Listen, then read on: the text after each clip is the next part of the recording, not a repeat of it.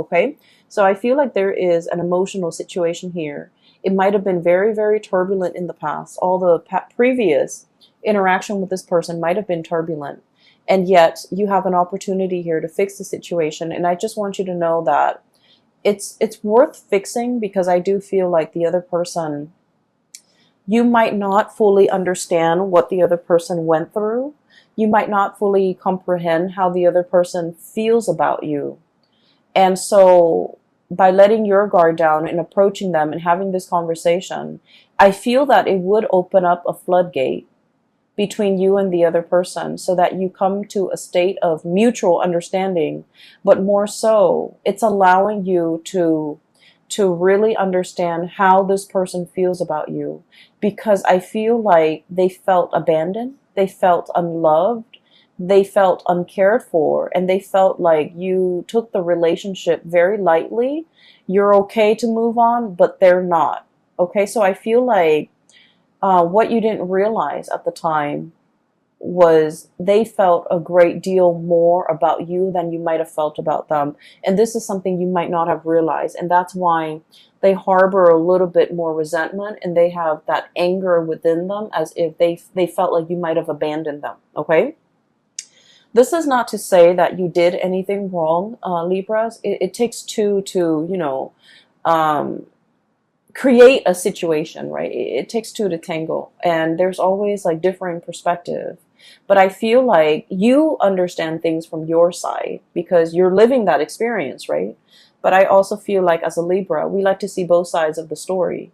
And so this is allowing you to kind of step over into their side of the story, in their point of view, wearing their shoes, to be able to understand how the situation emotionally really affected them, okay?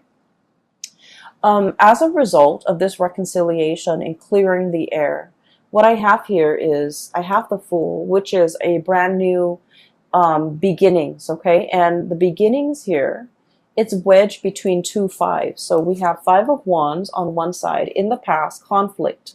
And then we have the Five of Cups, and the Five of Cups is about regrets, okay?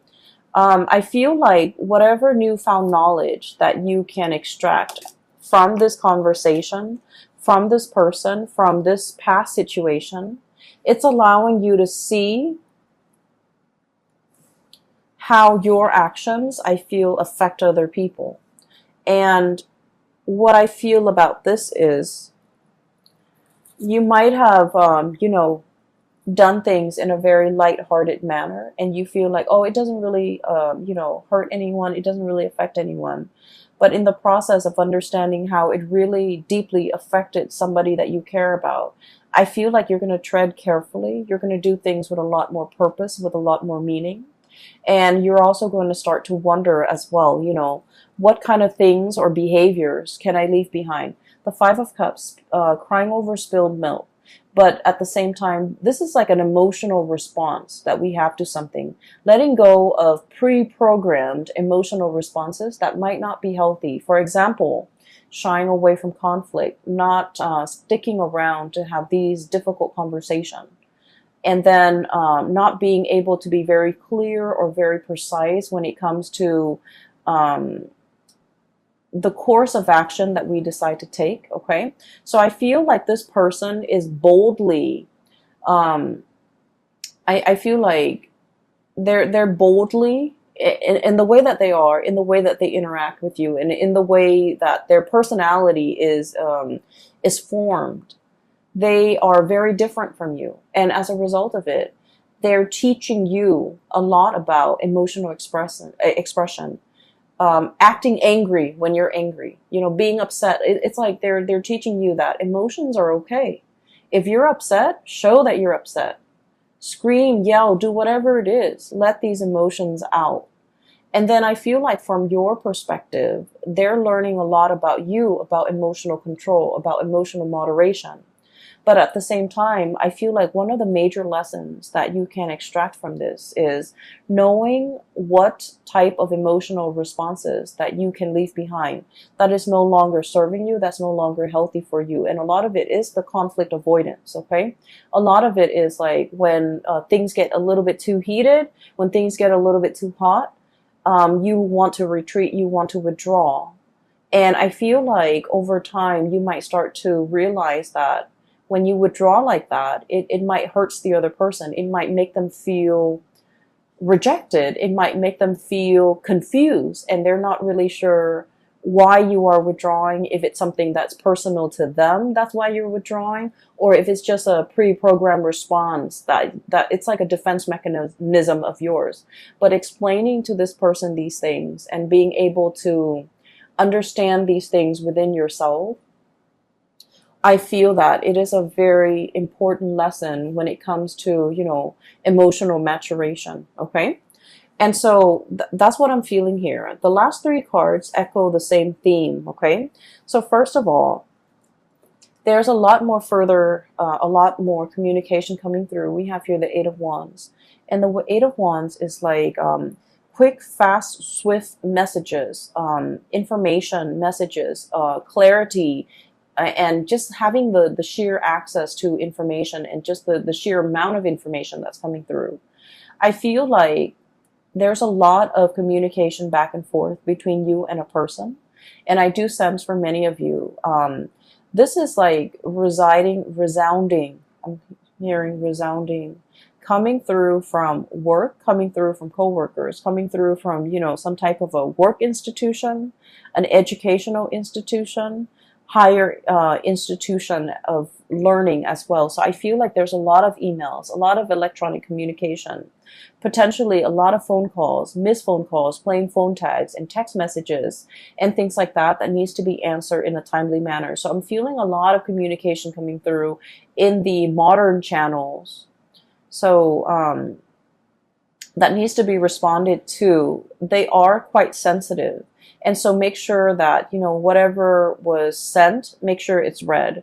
And then whatever is read is responded to. Okay. So I feel like you are going to be in very high demand this month. And I also feel like there might be, especially if you're in a position where you're managing projects, handling people, managing people even, or doing both, you're going to be in very high demand to kind of like put out fires, to resolve things, to solve problems, to kind of like put things back in their place, or even put people back in their place. So that means a lot of, boundary drawing, and especially putting people like, telling people where they belong. Okay. Putting people in their place is what I'm hearing.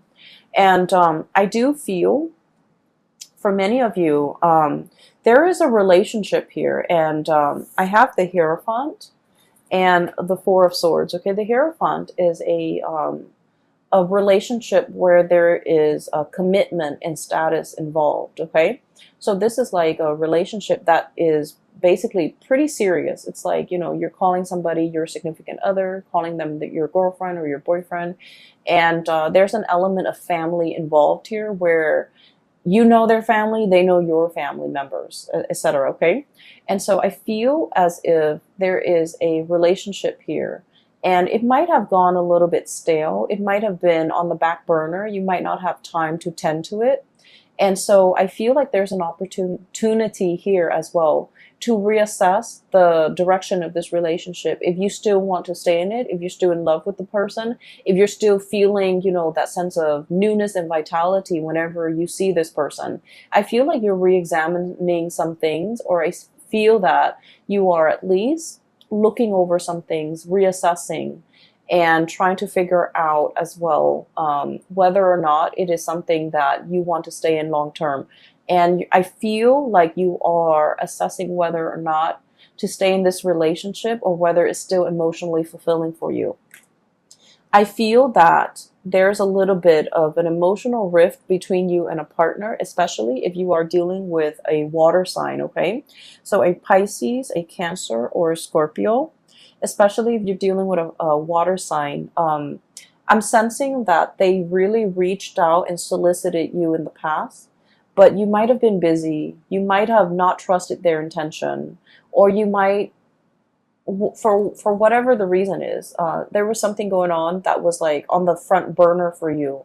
And so you might not have return this person's advances. So I feel like, they were reaching out. They wanted to be near you. They wanted to be close. They want to kind of like strengthen that emotional connection, or at least they wanted to connect with you emotionally.